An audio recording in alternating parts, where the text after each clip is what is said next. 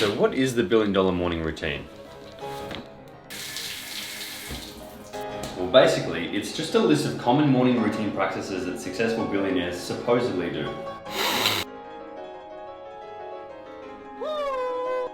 So for the last 10 days, I tried the $1 billion morning routine because I wanted to see if it was actually helpful, if it was overhyped, and if you guys can take at least one good thing from this video. So this is a $1 billion morning routine.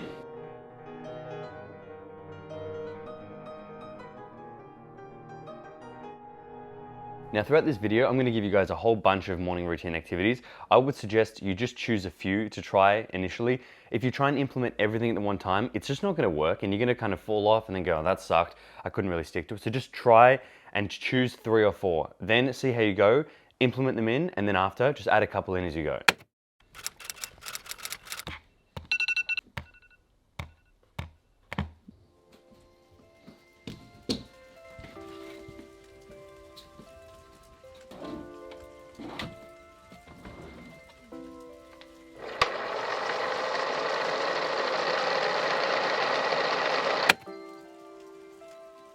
Scrolling social media in your bed will make your tired brain think that you are not good enough. You should be doing more, you should be doing something different, you deserve everything and also nothing. It's just toxic. And one thing I actually stopped doing was stop scrolling on my phone in the mornings, and instead I just switched the habit out with reading. So I thought, as soon as I read, do that for 10-20 minutes, then I can go on my phone. I've probably done that for the last 1 to 2 years, and it's made just a huge difference in how I feel about myself, really, when I start the day. It's weird.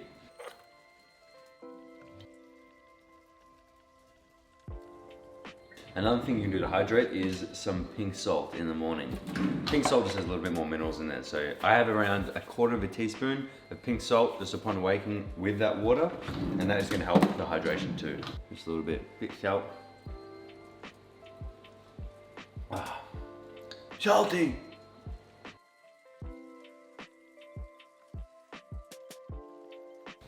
They say the simple act of making your bed will set the tone for the day, with a feeling of accomplishment, and can lead you to wanting to accomplish the next task. And this makes sense, right? Because the brain is kind of wired for momentum and small wins. So if you get one small win in the morning of, let's say, just making your bed very easy, you'll kind of want another small win. And you can also use this to your advantage and stack habits together, like pair a couple of new habits you want to adopt, pair them together one after another. That way you won't forget and you'll actually be more likely to stick to it. So this is actually called habit stacking. James Clear writes about this in his book, Atomic Habits. Amazing read if you guys haven't read it.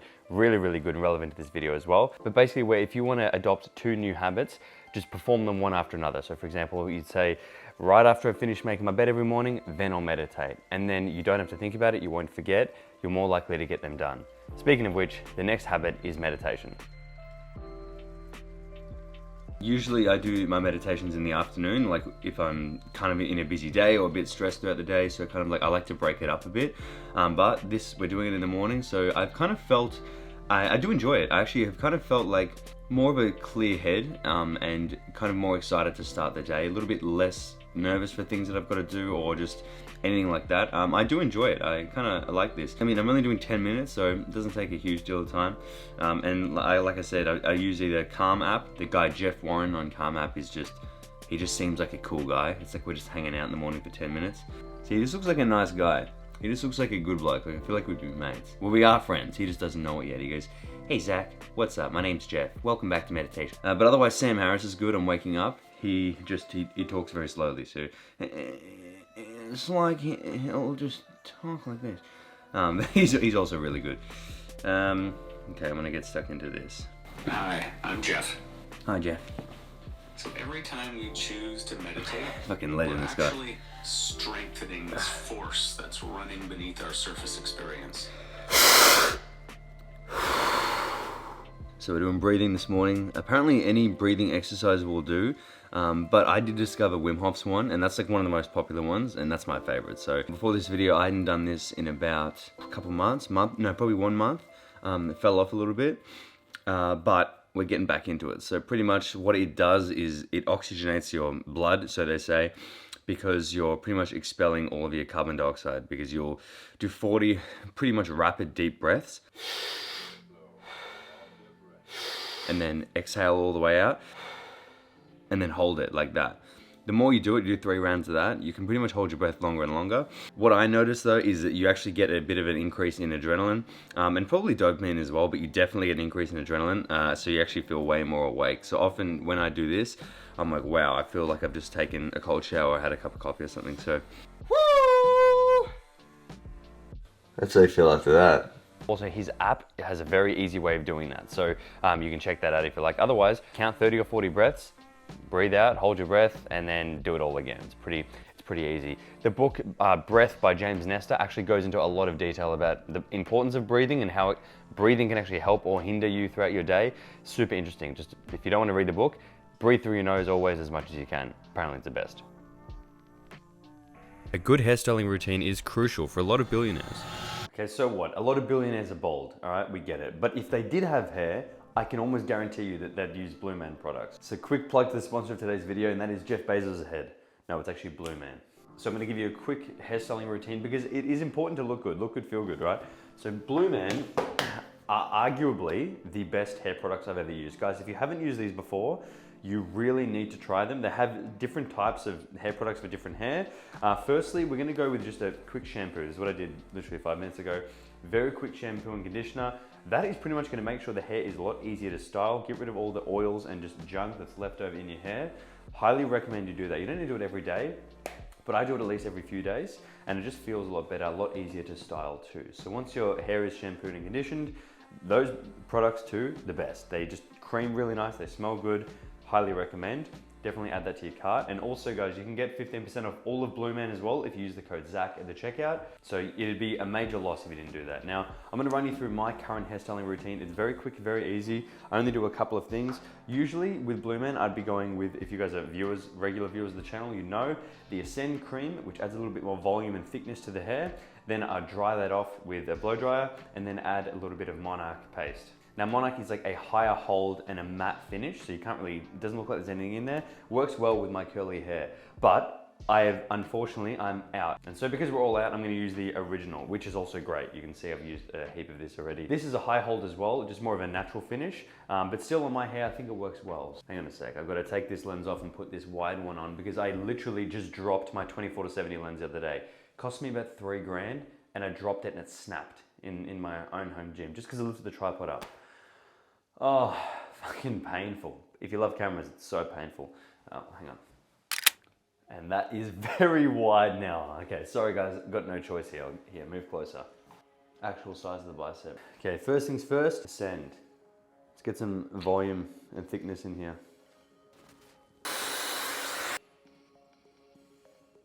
Just coat the whole head. And now you can pretty much do whatever you want with it. I just leave it like this, unless I'm going somewhere. In which case I might get the dryer out again, and you can actually style it with a blow dryer and then use a little brush as well. And that is done. So, a lot sharper, a lot cleaner, and this is not going anywhere, but it doesn't look like you have product in your hair, you can't see it. It just blends really smoothly. So, highly recommend that you get some stuff, guys. Honestly, if you don't know what to get the Ascend cream, the Monarch paste, and then if you don't have shampoo and conditioner at home, get that as well, because honestly, absolute game changer. And don't forget to use my code because you'll score yourself a discount. Now, into the next morning routine habit. It's no wonder why many billionaires read. Elon Musk is an avid reader who once stated that books taught and raised him. Warren Buffett said that he spends over 80% of his time reading. And there's probably a shitload of losers that read as well, so we're just not going to talk about them. I like to focus on the successful people that read, but really this is something that I am just a huge advocate of. Me and Joel have done this for, like I said, the last couple of years, and it's just made a huge difference in how we feel about ourselves, but also just the world in general, because you just learn so many new perspectives. So currently I'm reading a book on pretty much just like everyday like psychological tools. It's called Why Has Nobody Told Me This Before? Actually really good. So if you struggle with like anxiety, confidence, like fear, stuff like that, that's really good. Another one is The Selfish Gene by Richard Dawkins, just kind of interesting stuff. I read that before bed. And then another one I just finished, which is The War of Art. It's kind of like a creativity book, really good too. So yeah, huge fan of reading. So this is already my morning routine.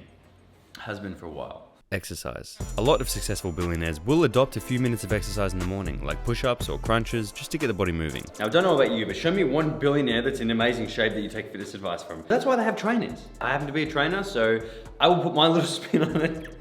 I don't think I would like to get up and just do some push-ups or do some crunches and pretend like I'm getting my body moving and just.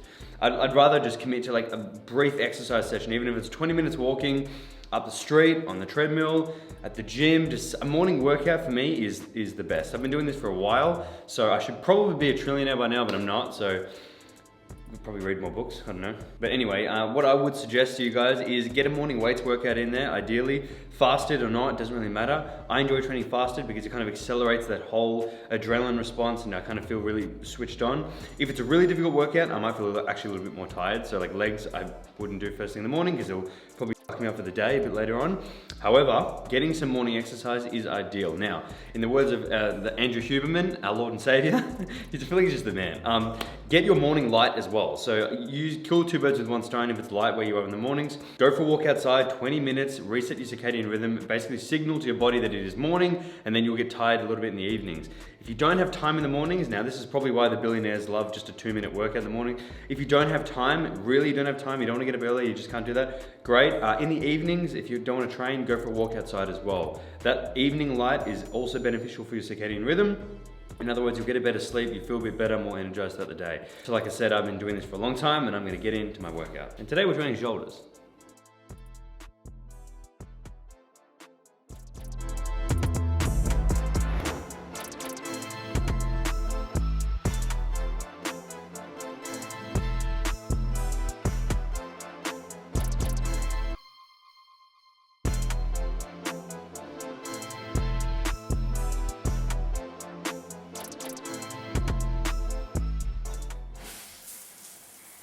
I love this so much, I actually had an ice bath installed in my house. Oh, it's cold.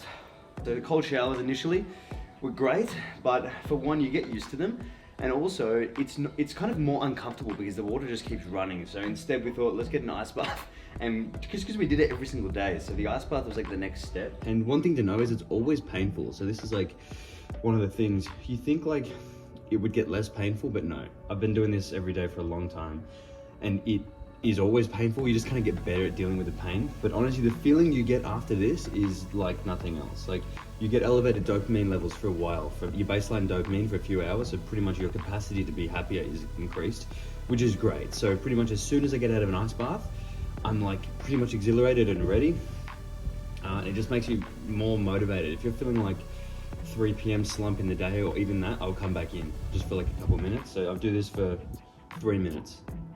One thing that really helps me, and I notice helps other people when they try this, like new ones, is that when you get in, your immediate gut instinct is like, I'm gonna die, get me out of here, I'm gonna die, this is not good. So you start like panicking and going and freaking out. So like one thing that's just gonna help me is talking myself and other people through it. It's just been like, okay, it's just a little bit of pain in your skin, you're not gonna die, you're gonna be fine.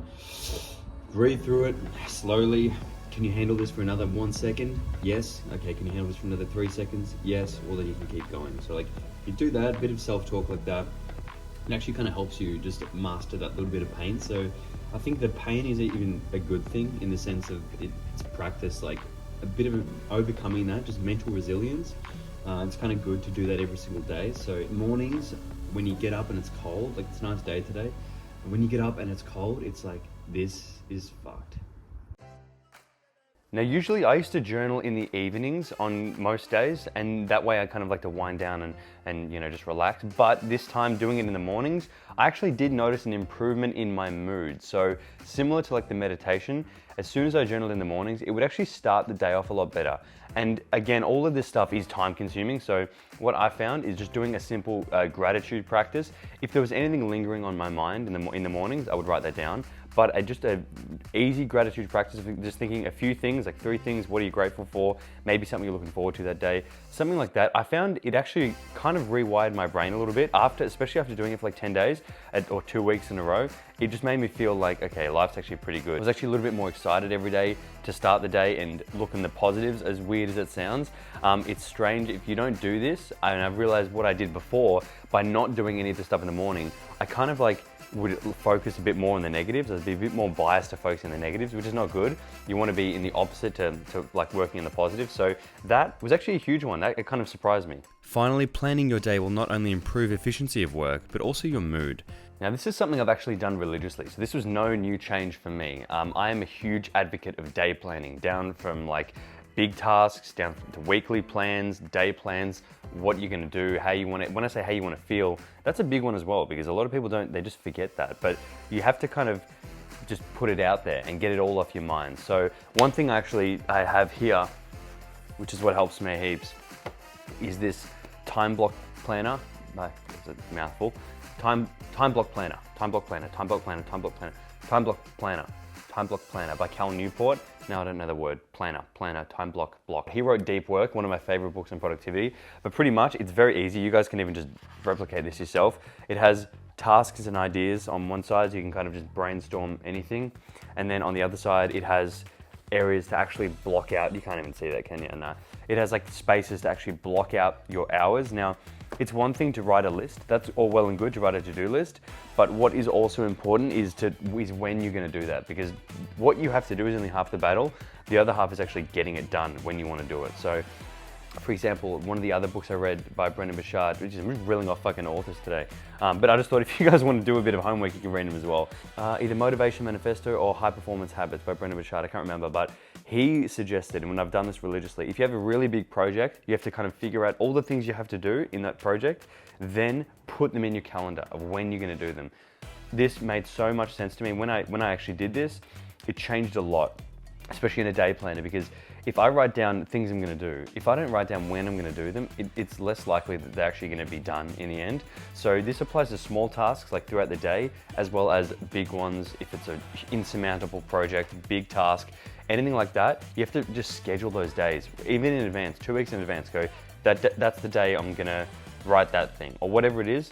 Just get that done. That made a huge difference. So for my day planner, I will do it by the hour, and I'll write a to-do list, and as best as I can, I'll try and plot those tasks in at that exact point in time, and you can really condense tasks. So sometimes I could write a to-do list of 10 things, and that might take me all day, but if I actually go, you know what, I can do those 10 things in an hour, and I put that in my hour, for the most part, I'll nearly do it or I'll do it. It's insane. Otherwise, I would have stretched all of that out and go, fuck, I'm so busy, and fill out like 4 hours. So for productivity and just peace of mind, because when my day's planned and I'm productive, I'm kind of a bit more happy, or I'm happier.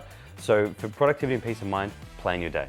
Now, admittedly, there is no perfect routine, but I do think there are activities that can make your life better.